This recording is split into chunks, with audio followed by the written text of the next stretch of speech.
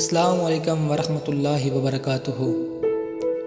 امید کرتے ہیں تمام دوست خیریت سے ہوں گے۔ تو دوستو، کہانی کی طرف بڑھتے ہوئے میں آپ سے گزارش کروں گا کہ ہمارے چینل کو سبسکرائب کریں، بیل آئیکن پر کلک کریں تاکہ ہماری ہر نئی آنے والی ویڈیو آپ تک بلا تاخیر پہنچتی رہے۔ تو دوستو، چلتے ہیں اپنی کہانی کی طرف۔ کاشف ایک گاؤں کا غریب لڑکا تھا۔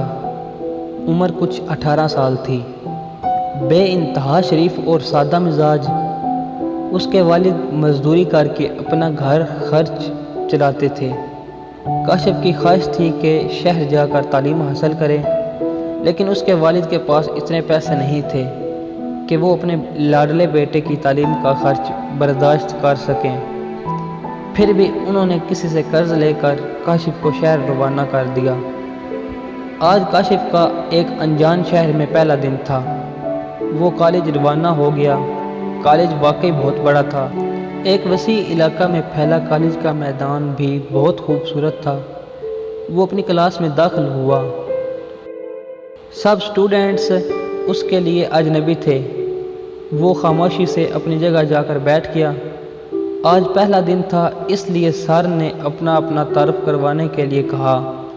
سب سے آخر میں کاشف نے اپنا تعارف کروایا۔ اس کا پرسنٹیج پوری کلاس میں سب سے زیادہ تھا، اور دوسرے نمبر پر ایک لڑکی تھی جس کا نام تھا صالح۔ 6 مہینے بعد سیمیسٹر ایگزامز شروع ہو گئے۔ چونکہ کاشف ایک ہونہار طالب علم تھا، اس لیے اس نے اس بار بھی سیمیسٹر ایگزامز میں ٹاپ کیا، اور صالحہ اس بار بھی دوسرے نمبر پر تھی۔ صالحہ بھی بہت شریف، سنجیدہ اور ہونہار لڑکی تھی۔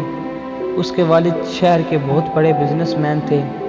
چونکہ کاشف اور صالحہ کا مزاج ایک جیسا تھا، اس لیے کاشف اسے پسند کرنے لگا، لیکن اس میں یہ ہمت نہیں تھی کہ وہ صالحہ سے کچھ کہہ پاتا، اور دوسرا ڈر یہ تھا کہ وہ ایک غریب گھر سے تعلق رکھتا تھا، جبکہ صالحہ ایک امیر بزنس مین کی لڑکی تھی۔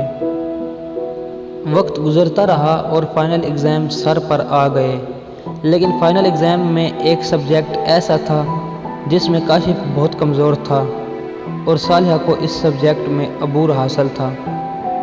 چونکہ کاشف فیل نہیں ہونا چاہتا تھا، اس لیے اس نے بہت ہمت کر کے صالحہ سے کہا، صالحہ مجھے آپ کے نوٹس چاہیے، میں بعد میں آپ کے نوٹس واپس کر دوں گا۔ صالحہ نے نوٹس دے دیے۔ آخر وہ دن بھی آن پہنچا جب فائنل ایگزام کا رزلٹ آیا، لیکن اس بار کاشف دوسرے نمبر پر تھا اور صالحہ نے پوری کلاس میں ٹاپ کیا تھا۔ کاشف بڑی ہمت جتا کر صالحہ کے پاس پہنچا اور کہا، مبارک ہو، آپ نے کلاس میں ٹاپ کیا ہے۔ صالحہ نے صرف اتنا کہا، شکریہ، اور چلی گئی۔ کالج کی پڑھائی ختم ہو چکی تھی۔ صالحہ اس دن کے بعد کبھی نظر نہیں آئی، اور صالحہ کے نوٹس کاشف کے پاس امانت رہ گئے۔ اس نے سوچا کہ یہ نوٹس کبھی نہ کبھی واپس کر دوں گا۔ وقت گزرتا رہا اور کاشف کی معصوم محبت پروان چڑھتی رہی۔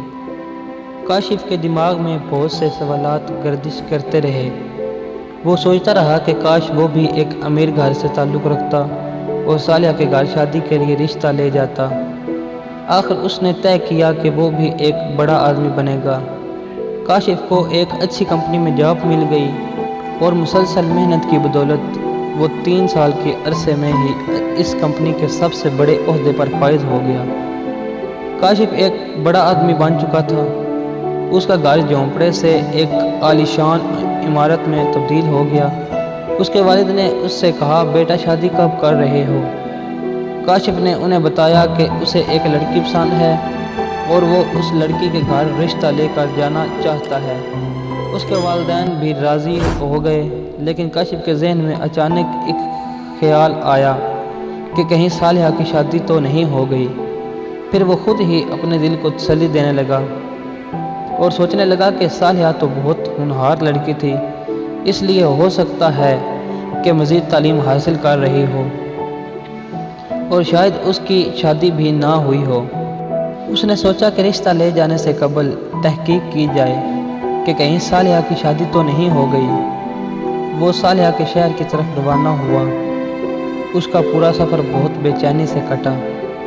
صالحہ کے گھر کے قریب پہنچا تو دل کی دھڑکن تیز ہو گئی اور بے شمار خیالات اس کو پریشان کرنے لگے۔ اس نے پوری ہمت جتائی اور باہر کے گیٹ پر دستک دی۔ چوکیدار نے دروازہ کھولا اور پوچھا، آپ کو کس سے ملنا ہے؟ کاشف نے کہا کہ مجھے محمد نذیر صاحب سے ملنا ہے۔ چوکیدار اسے اندر لے گیا۔ بہت خوبصورت گھر تھا۔ چوکیدار نے کہا، آپ اس کمرے میں انتظار کیجئے، سر تھوڑی دیر میں آئیں گے۔ تھوڑی دیر بعد محمد نذیر صاحب آ گئے اور مسکرا کر مصافحہ کیا اور پوچھا، کیا نام ہے بیٹا تمہارا؟ کاشف نے جواباً کہا، سر میرا نام کاشف ہے۔ میں اور آپ کی بیٹی صالحہ ایک ہی کالج میں پڑھتے تھے۔ صالحہ کی نوٹس میرے پاس امانت رہ گئی تھی، آج لوٹانے آیا ہوں۔ اتنا سنتے ہی نذیر صاحب کی آنکھوں میں آنسو آ گئے اور انہوں نے کہا، بیٹا تم نے بہت دیر کر دی آنے میں۔ صالحہ کا 2 سال پہلے ہی انتقال ہو چکا ہے۔ اتنا سنتے ہی کاشف کی آنکھیں ڈبڈبا گئی، لیکن خود کو سنبھالا اور کہا، سر یہ کیسے ہوا؟ نذیر صاحب نے کہا، بیٹا صالحہ کو بلڈ کینسر تھا، ہم نے بہت کوشش کی لیکن اسے بچا نہیں پائے۔ صالحہ نے ایک خط دواخانے سے لکھ کر دیا تھا اور کہا تھا کہ اگر کوئی کاشف آئے تو اسے دے دینا۔ وہ خط تمہارے لیے ہے اور ہم نے اسے کبھی کھول کر نہیں دیکھا۔ کاشف کی دھڑکن تیز ہو گئی۔ نذیر صاحب نے وہ خط لا کر کاشف کو دیا۔ کاشف نے کانپتے ہاتھوں سے خط لیا اور پوچھا، سر صالحہ کی قبر کہاں ہے؟ نذیر صاحب نے بتایا کہ پاس کے قبرستان میں بڑے نیم کے درخت کے پاس صالحہ کی قبر ہے۔ کاشف نذیر صاحب کے گھر سے نکل کر سیدھا قبرستان پہنچا۔ وہاں بہت خاموشی تھی۔ وہ لڑکھڑاتے قدموں سے نیم کے درخت کے پاس پہنچا، لیکن وہاں بڑی بڑی جھاڑیاں اگ گئی تھی۔ اس نے ہاتھوں سے صاف کیا اور اچانک اس کی نگاہ ایک قبر پر پڑی جس پر لکھا تھا، مرحومہ صالحہ ناز بنت محمد نذیر۔ کاشف کی روح کانپ گئی اور آنکھوں سے بے اختیار آنسوؤں کا سیلاب رواں ہو گیا۔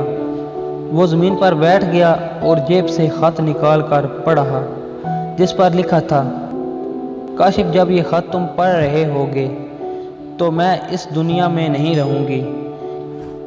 کاشف میں جانتی ہوں تم مجھ سے بہت محبت کرتے ہو۔ تم نے کبھی مجھ سے نہیں کہا، لیکن یہ میرے دل نے محسوس کر لیا۔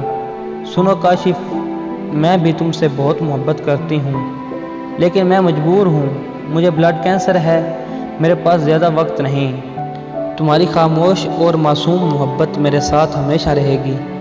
سنو کاشف، مجھے معاف کر دینا، میں تمہیں کبھی بتا نہیں پائی کہ مجھے تم سے کتنی محبت ہے۔ میرے لیے ہمیشہ دعا کرنا۔ سنو کاشف، میں تو مر جاؤں گی، لیکن میری محبت ہمیشہ زندہ رہے گی۔ محبت تو نہیں مرتی نا کاشف، محبت تو زندہ رہتی ہے، ہاں زندہ رہتی ہے۔ کاشف اپنا خیال رکھنا، الوداع۔ کاشف پھوٹ پھوٹ کر رونے لگا۔ بہت دیر تک قبر کے پاس بیٹھا رہا اور شام کے وقت اپنے دل میں صالحہ کی محبت اور اپنی سرخ آنکھوں میں آنسو لیے گھر لوٹ آیا۔ تو دوستو، آپ کو کیسی لگی ایک سچی محبت کی داستان؟ امید کرتے ہیں تمام دوستوں کو پسند آئی ہوگی۔